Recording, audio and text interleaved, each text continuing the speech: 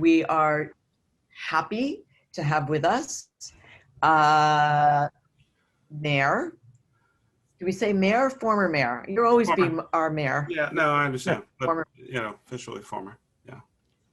Officially former mayor, Michael Nutter of Philadelphia, in the great state of Pennsylvania, who Jesse and I've had an opportunity to spend a little time with recently. And we want to just get to know you a little more about your story, where you came from, and a little bit about your comedy chops, which we'll get into later. Okay. Yeah. Before we start with that, I was thinking about you before you became mayor. I was thinking about Mixmaster Mike, and what was who was Mixmaster Mike, and what kind of music did he play? Yeah, well, it was all disco all the time. So my best friend from high school, he and I went to college together, and then and we're still best friends today. He's godfather of our daughter, but his father, who was a well-known entrepreneur in the bar and nightlife business. His name is Ben Bynum. His son, Robert, who now owns restaurants and jazz venues in Philadelphia, he and I started working at his dad's discotheque in the summer of 1976. This was the first Black-owned discotheque in Philadelphia. We were 19 years old, had just finished our freshman year at Penn. And so we cleaned up the place, stocked the bar. This is the 70s, so you have to take your listeners back in the time machine. This club had a hardwood parquet floor in the center with the speakers and the lights and the disco ball and the whole thing. But everywhere else, floor and walls were carpeted. And this is back when you could smoke indoors, right? This is the mid 70s. So a lot of vacuuming went on, and a lot of ashtrays, and a lot of cleaning back at that time. But and what kind of music did you play? So it was all disco. This is the mid 70s. The disco. So Ben, the dad, had traveled to Europe a lot for business. In the 70s, and kind of anticipated the disco wave coming to America, closes this club called the Cadillac Club, where there's people like Aretha Franklin, Billy Paul, Lou Rawls, a number of stars at the time, or soon to be stars, performed at this club. He closed the club, gutted it out, and then turned it into this discotheque. And so was one of the first in that whole wave. And it's Donna Summer, it's, you name it, we're playing it. And so we had house DJs, two guys who, that's all I'm not saying like that's all they did. That was their job. Yeah. But they didn't come in until 10 at night. And so the club opened sometimes, 6, 7, 8 o'clock at night. And so Robert and I, depending on what night, who was working, we would play records for the early crowd to get them ready for the real DJs who came in. Right. And so he was Bobby B, and I was Mixmaster Mike. He played the records. I was on the microphone. We just kind of did our thing for a number of years. So the funny story is, out of all the jobs I did at the club, and there were many, and not particularly glamorous, the only thing that people now remember was that I was this DJ. And urban legend, as it develops, people think that I DJ'd all over the city and did dance parties at other places. I never did any record playing anywhere other than at the Impulse and nowhere else. But it's just evolved over time. So I've kept the moniker Mixmaster Mike. And then I guess 79 is when Rappers Delight came out and the Sugar Hill Gang.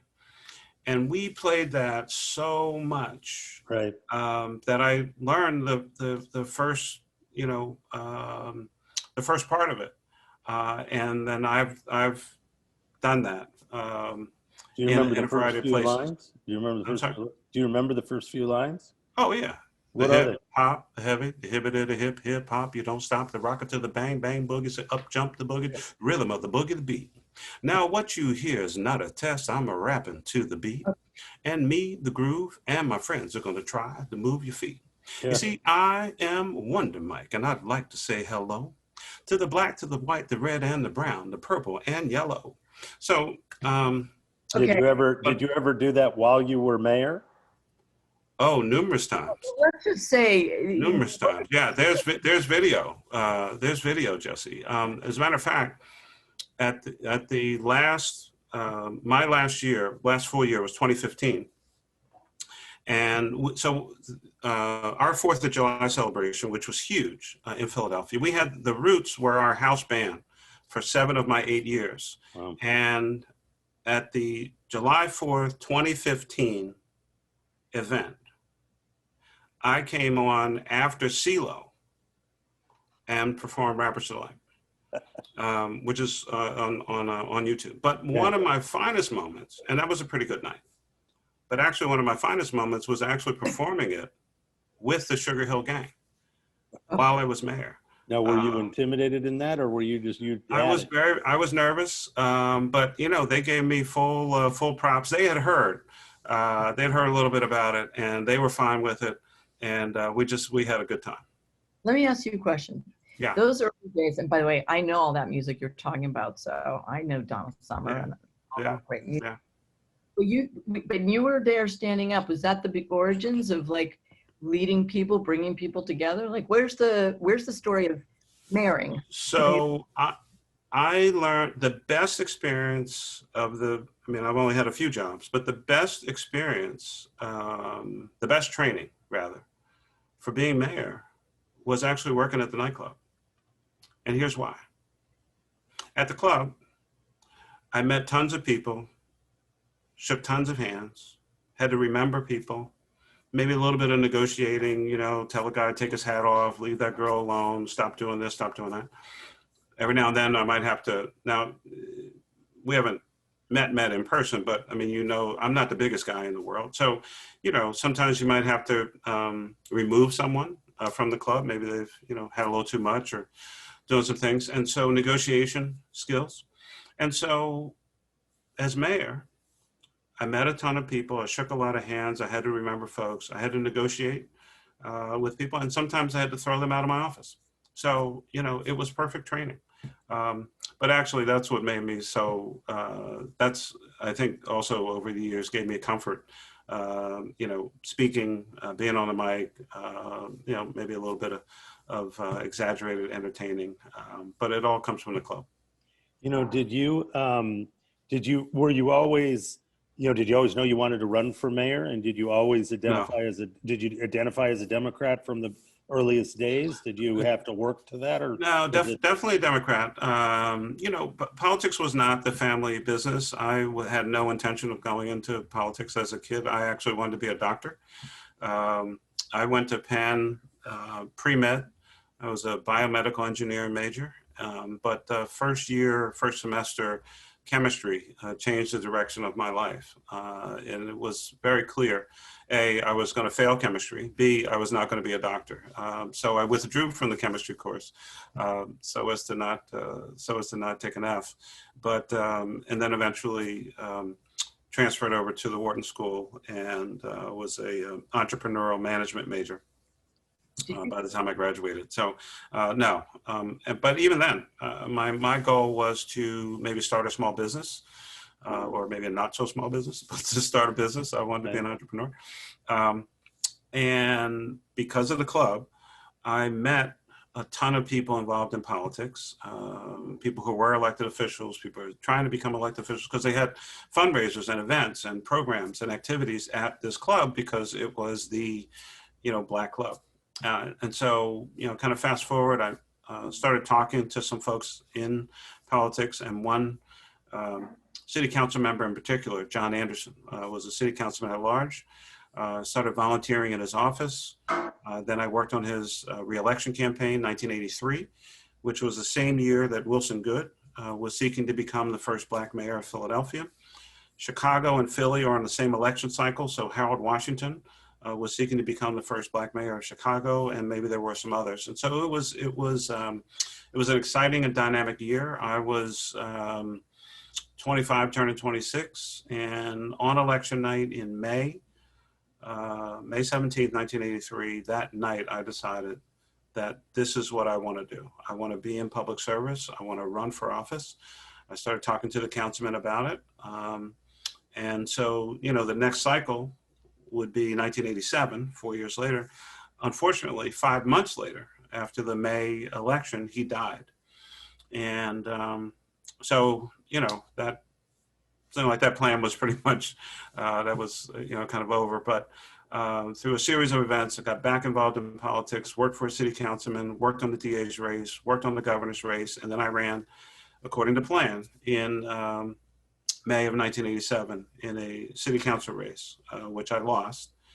And then went back to this investment banking firm where I worked, and then ran again in 1991, and in the same race, rematch, and was successful. That first councilman, do you remember what that conversation was like when you decided you were going to run, even though it didn't happen then? Do you remember what he asked you and what he? Well, so he had won the Democratic primary, and then we started talking about, what was I going to do going forward. I said, I see what you do. I see the impact that you have and can have on people and your legislative work. And I'd like to pursue this. And so he said, all right, well, if that's what you want to do. And he had already started really through the course of the campaign, 82 into 83. I mean, I traveled with him all over the city. He was a city councilman at large, so he had citywide, it was a citywide run. And he would introduce me to all kinds of people and, say, look, this is a young guy. He's going to have a future. You should pay attention to him. And you're a friend of mine, and I want you to be a friend with him. A lot of those folks ended up being my supporters when I ran in 87, certainly in 91 and all the races after that. And even when I ran for mayor. I mean, there are people that I met back in the early 80s who are or were strong supporters of mine when I eventually ran for mayor. And so, we kind of plotted it out and said I was going to run against this. So he was an at-large member, and then we have districts in Philly. So I was going to run in the district against this incumbent district council person. We lived in the same, John Anderson and I lived in the same neighborhood. And so that was the plan.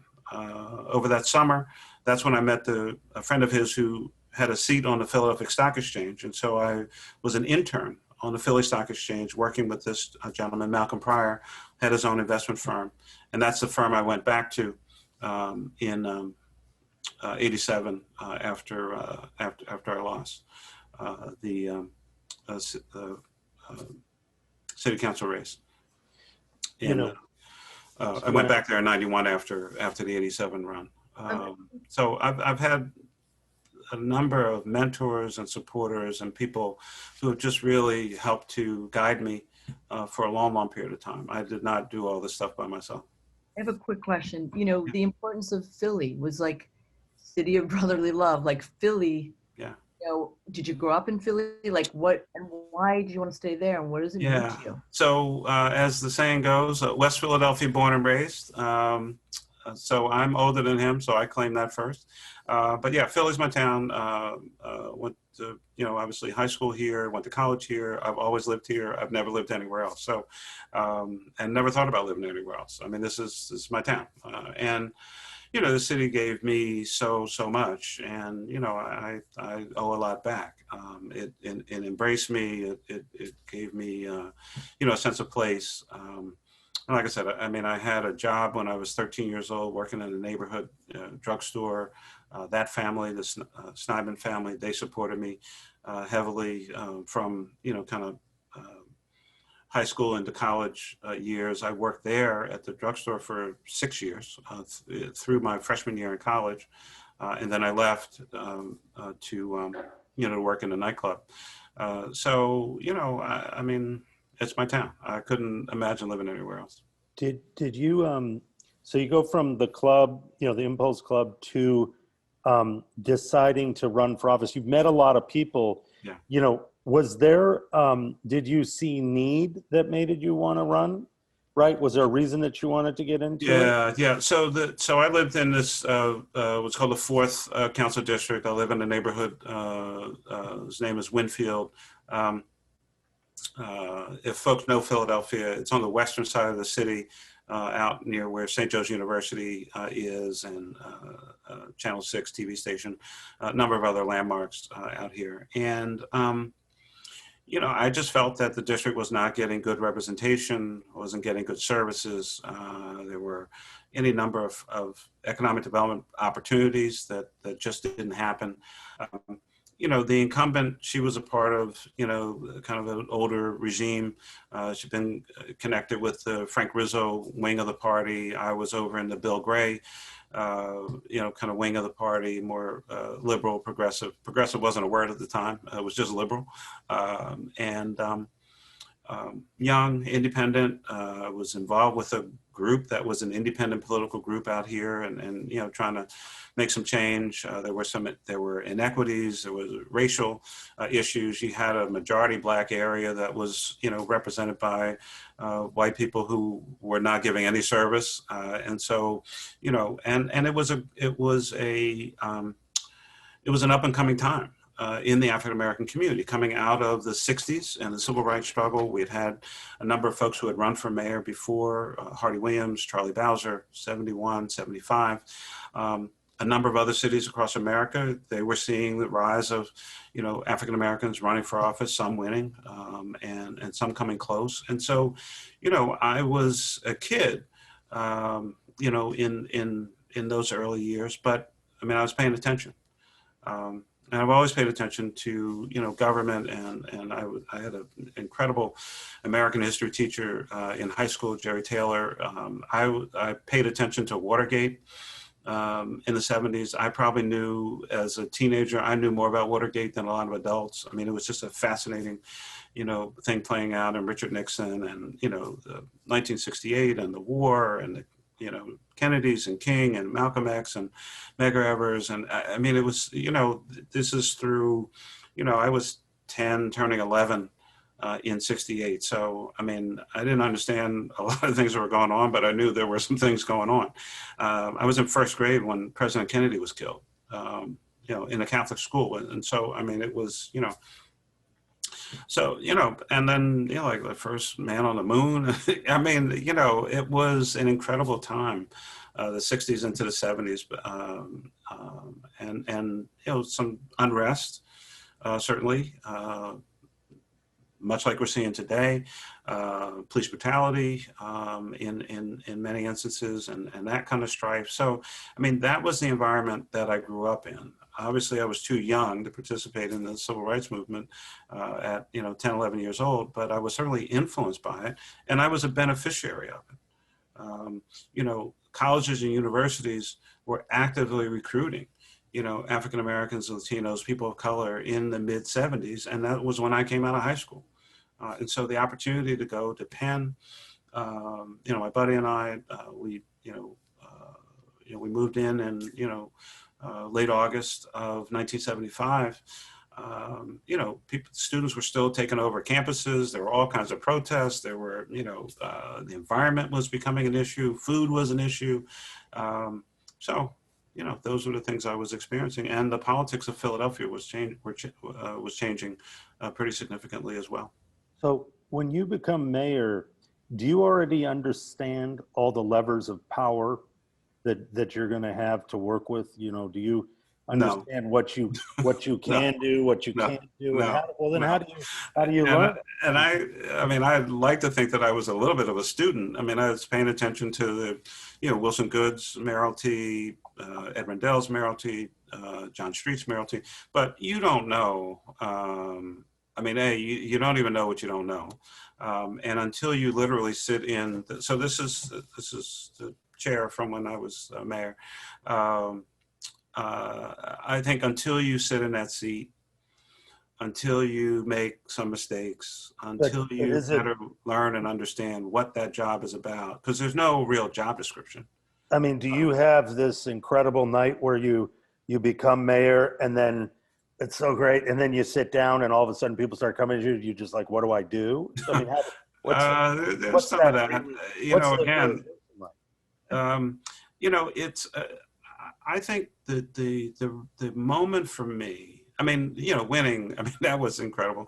And, in Philly, it's a heavily Democratic city. So, if you win the Democratic primary, as I say, unless you get indicted and convicted before the general election, I mean, you're going to win, for the most part. And so, I mean, I understood in May of 2007 that there's a really good chance that I'm going to become mayor of this town. But, I mean, there's still a campaign to run and you got to respect the voters and take nothing for granted and all that. So general election, November, we win. You really are going to become mayor. I had a fantastic team around me and with me through the whole process. But the real moment for me was at the inauguration. And, they call your name and you get up and, my family's there and our daughter's holding the Bible and, it's left hand on and right hand up. And a very, very good friend was the judge who was swearing me in as a federal judge. And, I mean, it's pretty much the same oath that I had taken 4 times as a city council member with a little variation. So I know it well, but in that moment, I'm standing there and with each word, he says it and I repeat it, he says it, I repeat it. And with each word, I can feel that I'm literally about to become the mayor of the 5th largest city in the United States of America, the birthplace of freedom, liberty, and democracy. This is my hometown. It's a tremendous amount of responsibility, and 1.5 million people are depending on you to run this place and run it well. And I mean, nobody noticed, but I mean, and I've said this before, I mean, my hand was shaking. Literally with every word, every phrase, I'm like, oh shit, I'm getting closer and closer. I'm gonna be the fucking mayor of this town. Right. Oh my God. Right. Right. Right. I mean, I knew it at the election. I knew it at the primary. I knew it at the general, but it's about to happen. And then, you're going to do, so, there's only one first inauguration. And there's only one first inauguration speech. Right. And, as the saying goes, where you stand depends on where you sit. You got to get that right because you're setting a tone. I mean, I'll make a lot of speeches, right? But, I mean, I don't know, is this a family show but whatever you want. Whatever you need to say. If you fuck up the first inauguration speech, you are hosed because we release it and it goes out and and over time I better understood. I remind young people all the time, Facebook and Twitter were about like 2 years old when I was coming into office. Mm. When you step behind a microphone, you are literally speaking to the world. Right? The first tweet that goes out, the first posting, the whatever, the video, the news, right? I mean, it's out there. And so you are now, you're like a serious public figure. I mean, city council is a serious job too, but like, there's only one mayor.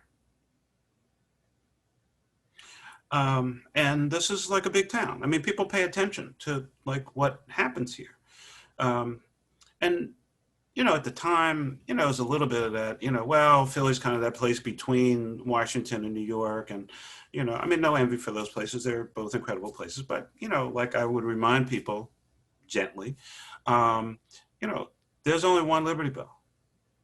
There's only one place where the Declaration of Independence was debated and signed. There's only one place where the Constitution was done. There's only one Betsy Ross house, right? I mean, we got Ben Franklin. I mean, like, what do you got, right? So, You know, we're kind of like an important place. We're a workshop to the world.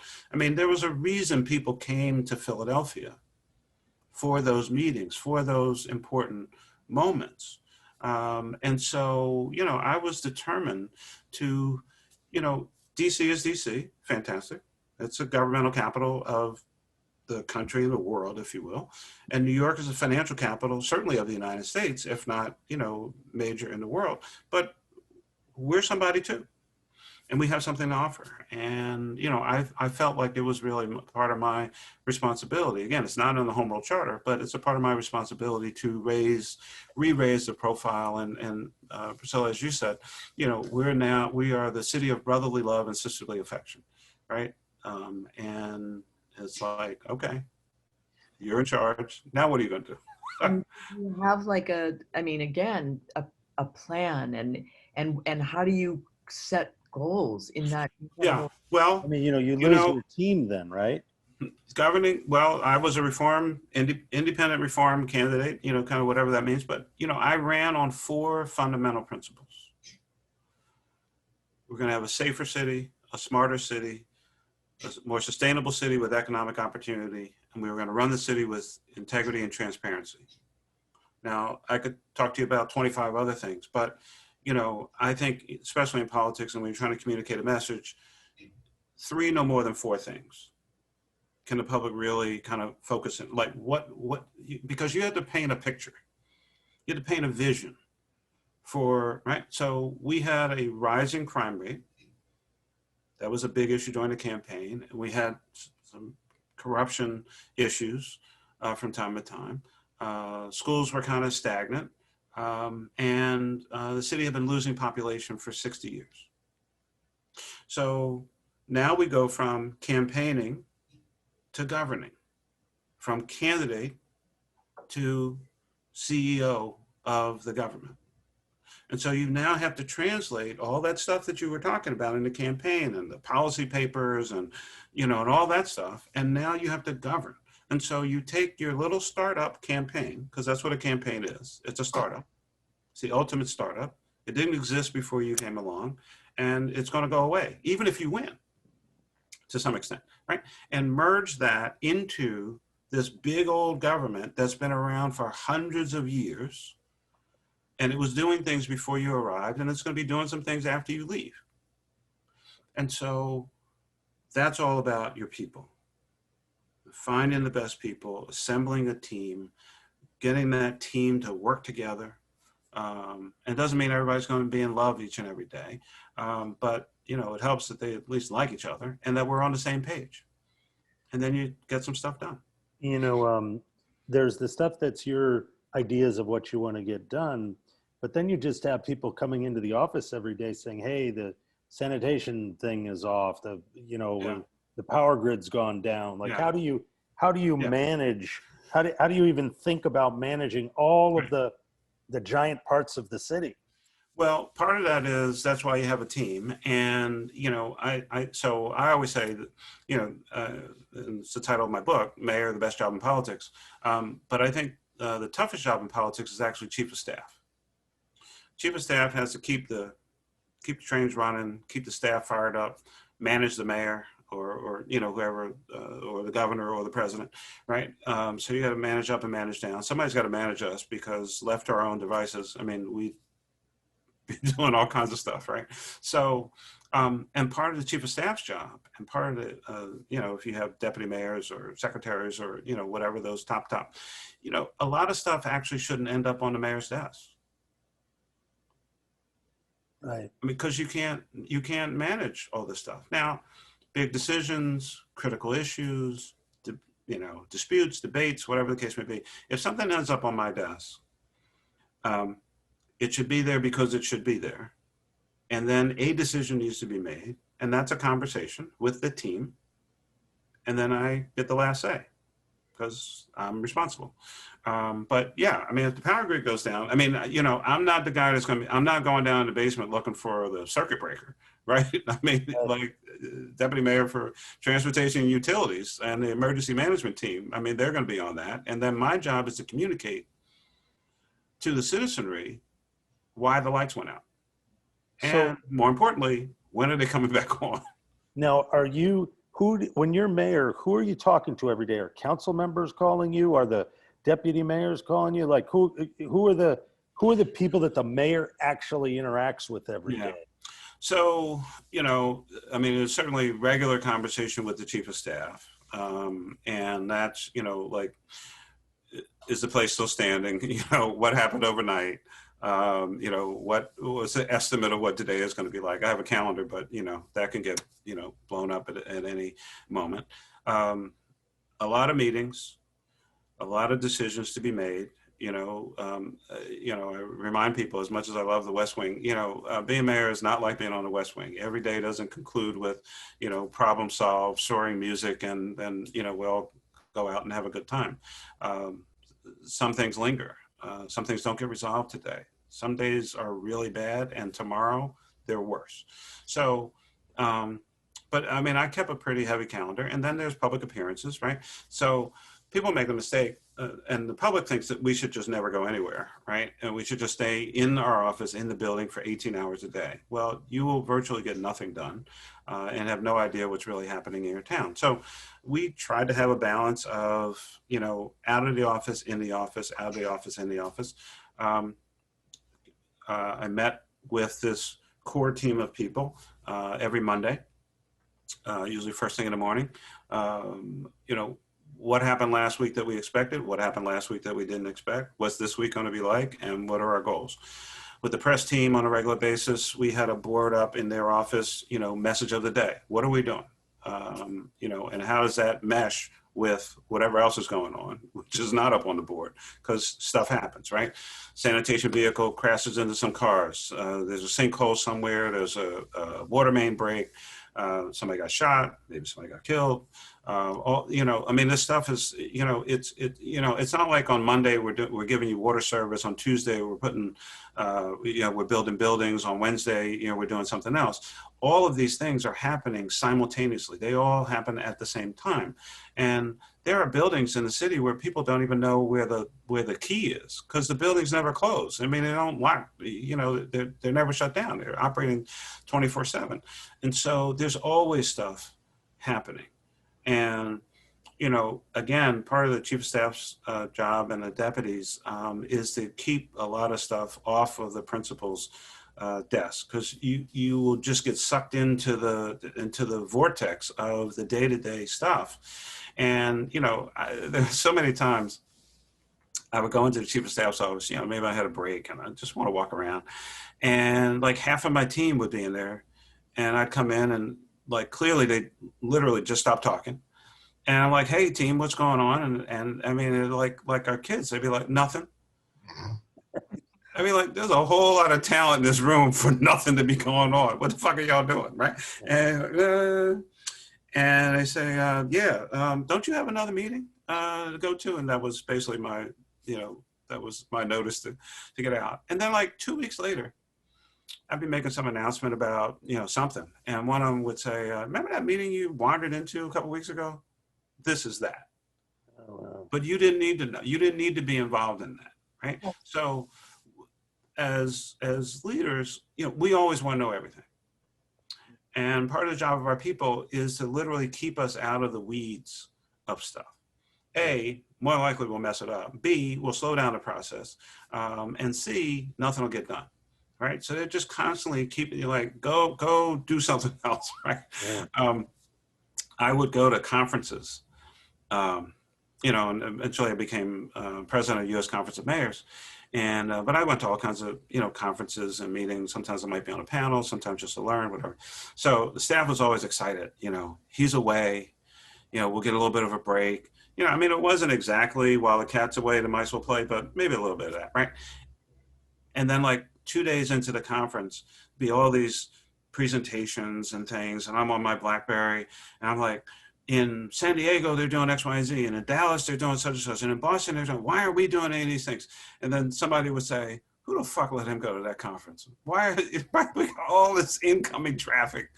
He's got all these ideas. Why do we let him go away? So it's just, and it's a like a family, kind of thing. I mean, I love the folks that I work with.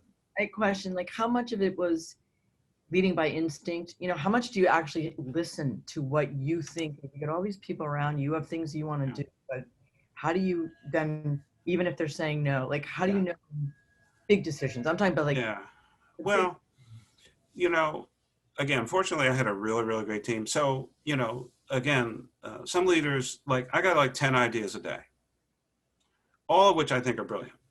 And fortunately, they didn't in many instances. And so the leader has to empower the team to be honest and truthful. Now, they'd be kind and they would say, well, you know, did you think about it this way? Or did you consider X, Y, and Z? Or the ultimate, of course, is, you know, that's a really interesting idea. Why don't you let us study that? And we'll come back to you with some information.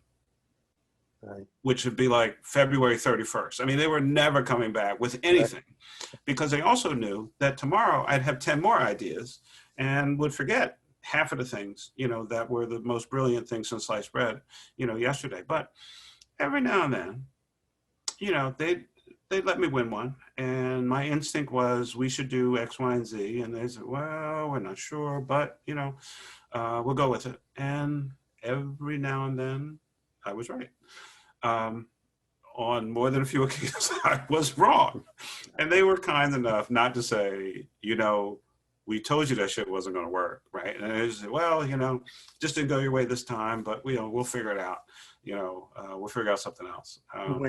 When you would go to those conferences, you know, it's a very small group of people who are mayors. Yeah.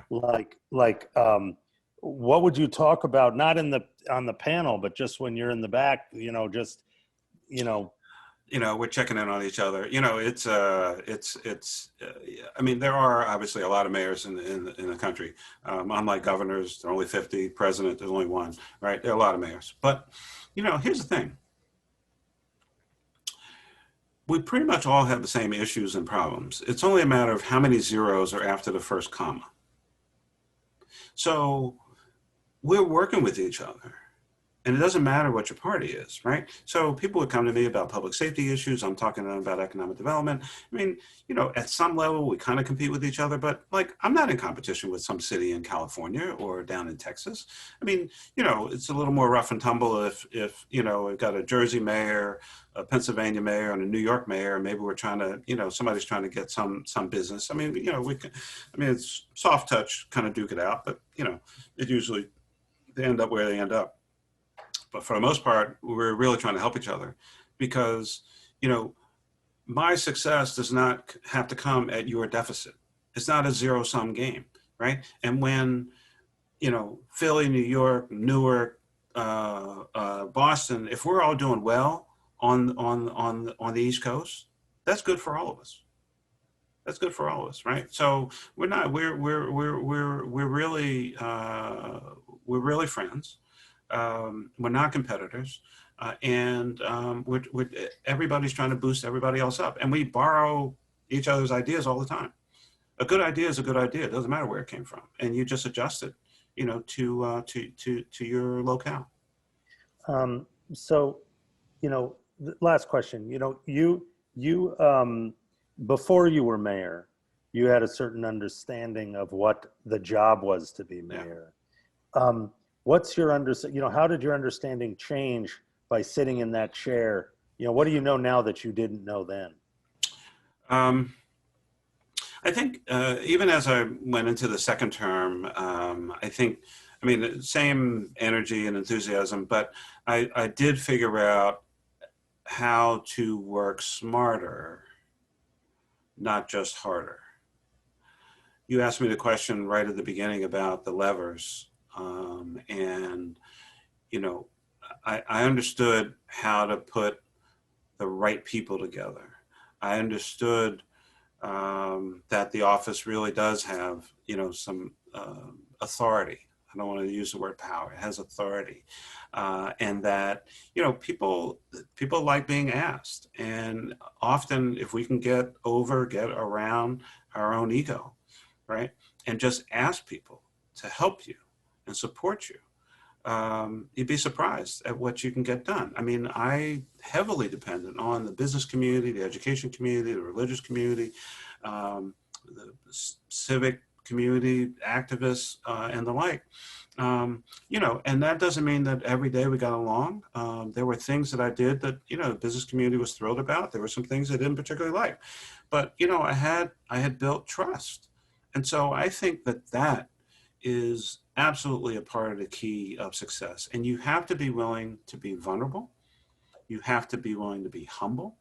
You have to be willing to understand, yes, you know some things, you don't know everything. And I have this set of rules that I've now developed, which I should send you guys. One of which is, even if you think you're the smartest person in the room, stop thinking that. And even if you are, don't act like it. Right? Because if you have a good idea, people will recognize it, but basically don't be a jerk with it. And I think that takes a little while. It takes some strength to say, that proposal that we had, that idea that we had, it didn't work out the way we wanted. We didn't achieve the outcomes. It was a failure, right? Or I made a mistake, and say that publicly and mean it. Apologize for stuff that happens. That takes some strength. It takes some growth. It takes some experience, and you'd really be surprised how people react and respond when you are authentic, when you admit that it wasn't the great idea that you saw. It made some progress, but where you fell short. In some particular instance, people will give you some credit, and in politics, I guess much like our own lives, there's nothing like having a little bit of credit, right? Because that's a bank you can go to, and when you really need stuff, people say, that's an honest guy, he's real, and I'm going to give him one more chance. Well, thank you so much for doing this. My pleasure. Thank you. Great seeing you guys. Always great working with you. And let's find something else to do together. Well, let's definitely do that. Keep changing the world. Okay. Wow. He was incredible. What a special human being, a leader. That's a real leader. Yeah. Some real insight into what it means to be mayor and the pressures that weigh on you. I really enjoyed that. What it is to be a good leader. It's really a lot about listening to the people around you, and having that agenda. And with any luck, that'll be the future.